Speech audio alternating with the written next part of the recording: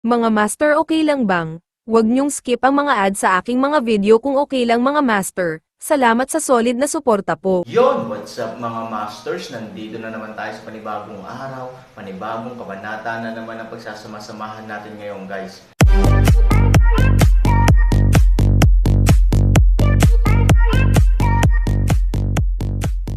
Bali mga masters, kung bago ka pa lang po sa aking YouTube channel, please click the subscribe button, lalong-lalo na po yung notification bell guys, para maging connected pa rin tayo sa isa't isa at maging updated kayo sa mga susunod ko pang video. Bali mga masters, bago natin umpisahan ng kwento ay mag-shoutout po muna tayo para sa mga solid nating tagapakinig. Shoutout kay Raimundo Dayundon. Shoutout kay Jorel Hodires. Yun na nga mga masters, no? Bali hindi na ito patagalin. In 3, 2, 1, let's go! Hanggang sa disyerto na lungsod. Ito, nagtinginan ng isang grupo ng mga matatanda, ngunit hindi nagtagal, lahat sila ay nagpakita ng masayang ngiti, kaya kailangan nating pumunta ng walang pagsisikap. Naglibot kami sa isang malaking bilog, at ang resulta ay lumitaw ng direkta sa harap ng ating sarili. Pagpalain ka ng Diyos, pagpalain ka ng Diyos. Napakasaya ng isang grupo ng mga tao na hindi nila alam kung bakit. Walang nararapat na pagkamaingat at pagkaseryoso ng matanda, seryoso ka ba? Tuwang-tuwa rin si Liu Tao.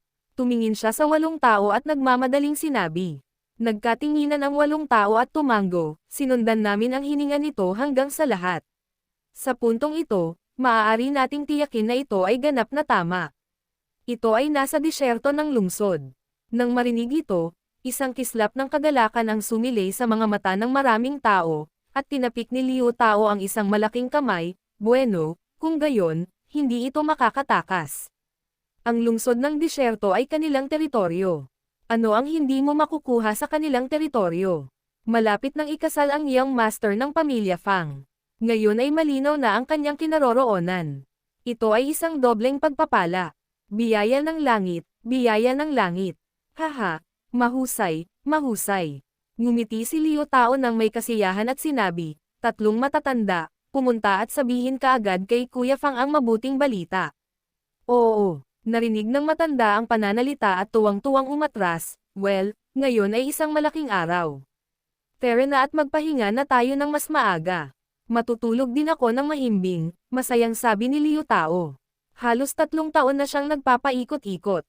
Sa pamamagitan nito, makokontrol ang temperatura ng disyerto na lungsod. Sa pamamagitan nito, mapapawi ang krisis ng disyerto na lungsod. Kapag naging stable na ang sitwasyon, talagang mahuhulog sa board ang mga plano ni na Fang at Liu. Kung hindi, ang lahat ay magiging walang laman na usapan. Buti na lang at naayos na ang lahat. Masaya ang pinuno ng clan na si Liu Tao, at natural na tuwang-tuwa ang isang grupo ng mga matatanda, ngunit nang masayang umalis sila, isang katulong ang nagmamadaling pumasok. Sir, grabe, masama ito. Napabuntong hininga ang alipin at mukhang nalilito. Si Liu Tao ay nasa mataas na espiritu. Nang siya ay nakipagtipan sa kanya, siya ay bahagyang nagalit sa lugar at sinabi sa bahagyang galit, ngayon kahit na bumagsak ang langit, hindi ko iisipin, ito ay isang masamang bagay. Ano bang problema ng gulat? Natigilan ang pamilya Ding. Pagkatapos mag-isip, nagmamadali pa ring sinabi, maliit. Young Master, binugbog siya. Young Master was. Inulit ni Liu Tao ang kalahating pangungusap ng walang ingat. Biglang naalala ang isang bagay, at ang buong tao ay natakot at namutla, ano ang binugbog ng batang master. Halos sa parehong oras, sa labas ng bulwagan, ang batang master ng Liu. Pamilya ay gaganapin ng 2 utusan, at ang higanti at manipis na unggoy sa likuran niya ay dinala rin ng ilang tao. Kung gaano ito kaawa-awa, kung gaano ito kalungkot, nang makakita ng ganoong eksena, hindi lang si Liu Tao ang nataranta, kundi pati na rin ang lahat ng matatandang naruroon ay hindi napigil ang sumimangot. Ang kanilang young master ay binugbog. Lure, may lure, this. Bago pumasok si Liu Lu at ang iba pa sa bulwagan, personal na pinangunahan ni Liu Tao ang isang grupo ng matatanda sa pintuan ng ang bulwagan. Sa pagtingin sa mga galos sa katawan ni Liu Lu, ang putol na kanang braso ng higanti, at ang manipis na unggoy ay halos sa mukha ng sariwang dugo, si Liu Tao ay natigilan isa-isa, sino, nananakit sa aking tambo, ito. Nagmamadaling lumapit si Liu Tao, hinawakan ang kanyang anak at umungol sa malungkot at galit na boses, tama. Sino ang matapang na maglakas loob na? Saktan ng anak ko ng pamilya Liu, parang naghahanap ng kamatayan, young master. Hindi masakit kung sasabihin mo, kahit ang Panginoon, tutulungan ka namin. Ang isang grupo ng mga matatanda ay nagagalit din, para sa kanila, walang tama o mali, may tama o mali lang kapag nasaktan ang mga tao ng pamilya Liu. Dad, kalimutan mo na, huwag mong sabihin, puno ng pait ang mukha ni Child Liu, hindi masyadong makatotohanan ang paglalaro ng baraha, gusto niyang tumigil sa pagsasalita at sinabing, ito ay bisita ng pamilya Fang, wala akong pakialam kung sino ang mga bisita ng kanyang pamilyang Fang, kahit na ang makalangit na haring si Lao Su ay maglakas loob na hawakan ang aking anak, gusto kong umalis siya, galit na sigaw ni Liu Tao, nang marinig ang mga salita ni Liu Tao. Nagpakita si Liolo ng masamang ngiti sa kanyang mga mata. Seryoso. Mga master, okay lang bang? Huwag niyong skip ang mga ad sa aking mga video kung okay lang mga master. Salamat sa solid na suporta po. Alam mo ang mga tao ng aking pamilyang Liu, hindi mo kukunin ang aking pamilyang Liu sa mata. Mabilis pumatay ang mga ganyang tao. Nagbigay din ng angkop na tulong ang ilang matatanda. Nang makita ito, tumanggaw si Liulu at nagkunwaring malubhang na sugatan, sa katunayan, dapat natin siyang turuan ng leksyon. Hindi ko siya gustong makita sa pangkalahatan, ngunit talagang nilinlang niya ang mga tao. Sobra, sinaktan niya muna yung kaibigan ko na si Mr. Yuan tapos ako kahit i-report ko yung pangalan ng Liu namin, hindi niya pinansin. Galit na sabi ni Liu Tao, kahit na ang pinakamataas na apoy ng aming pamilya Liu ay pinahiya niya sa publiko. Sa pagsasalita tungkol dito, mukhang nagigilty si Liu Luo. Ang taong iyon ay may ilang mga kasanayan, ngunit ang bata ay hanggal at hindi gaanong nakakabisado ang pinakamataas na apoy, kaya't ang pinakamataas na apoy ay hindi lamang hindi nasaktan, ngunit naharang din, sa pamamagitan niya. Matapos mapahiya sa publiko, sinabi niya na ang pinakamataas na apoy ng aming pamilyang Liu ay isang apoy lamang ng basura, at kahit ang kahoy na panggatong sa silid na panggatong ay hindi sapat. Ano ba? Nang marinig ito, umuusok ang ilong ni Liu Tao sa galit. Ang pinakamataas na apoy ay ang tanda ng pamilya Liu at ang pundasyong iniwan ng kanilang mga ninuno. Ngayon ay napahiya na ito. Paano natin matitiis, Master? Mayabang talaga itong lalaking ito. Kung hindi mo siya papatayin, ito ay hindi makatwiran. Tama ka. Ano ang mukha ko sa hinaharap? Nang tumingin sa galit na mga matatanda, biglang tumanggaw si Liu Tao. Lure, sabihin kay tatay, ano ang pangalan ng hayop? Tatay, ngayon, tutulungan kitang i-export ang iyong masamang espiritu, hindi ko alam ang kanyang pangalan, ngunit si tatay, narinig kong sumama siya kay Miss Su. Maghahaponan siya sa Juying Pavilion. Miss Su, nang marinig ito, ang mga elder na napuno lang ng matuwid na galit ay natigilan, at pagkatapos ay isa-isang tumigil sa pagsasalita. Ang pamilyang Su ay lahat din, at ang kanilang lakas ay hindi dapat maliitin. Miss ang pamilya ni Su ay talagang may kainan kasama ang mga tao sa isang lugar tulad ng Juying Pavilion sabik na protektahan ang kanyang anak. Nang marinig niyang natulala lang si Miss Su, mabilis niyang hinanap ang dahilan, tama ang may-ari. Bilang panganay na babae ng pamilyang Su, wala siyang magandang waiting room, ngunit naubusan siya at nagpakita. Oras na para pangalagaan mabuti ang pamilya Su.